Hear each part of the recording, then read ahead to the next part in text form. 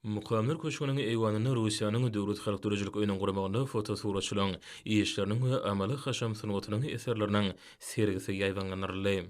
Ýurtymyzda ýygydyl geçirilýän medeniýet günleri meşhur dörejilik şäherlerine öwrüli. Sahnada Russiýa Federasiýasynyň medeniýet we sunuwdy saatlarynyň ajaýyp konserdi ýaýlanlanyrly. Köp asyrlyk dostluk gatnaşyklary taryhyň we medeniýetiň umumlygy häzirki wagtda doganlyk halklaryň bundan beýlekde ýakynlaşmagyna, özleri düşünşmäň we ynanşmagyň berkidilmegine, dörejilik gatnaşyklarynyň giňirdilmegine ýardym edýän möhüm şert hökmüne çykyş edýär. Pehem paýhas ummany magtumly Praga şygarasyna geçýän şu ýylla görnükli akyllar şäherimiziň dogrunyň ondan hormatyna ýurdumyzyň ähli ýerlerini hemem daşary döwletlerde dörli şäherler gurulýar. Şundan baglyda şu ýylyň 11-nji oktýabryna paýtagtymyzda döwürlüň we sivilizasiýalaryň özara aradalaşygy, parahatçylyk we ösüşiň büniýady atly halkara forumy geçirildi.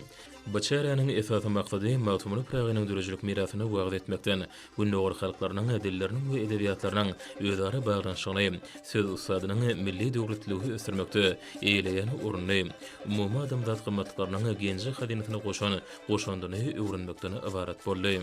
Şununla baglyda Russiýa Federasiýasynyň başçylygy ýeri halkara forumyň ýokary guramaşygyny hemde ýurdumyzyň hökümetiniň beýik akyllar magtumlarynyň taglimlerini ermekden sebäpde parahatçylygy, durnuklygy üçin etmek, köpürli halkara hyzmatdaşlygy giňeltmek, ony täze mazmun bilen baýlaşdyrmak uruny tagarla edýänini bellädi.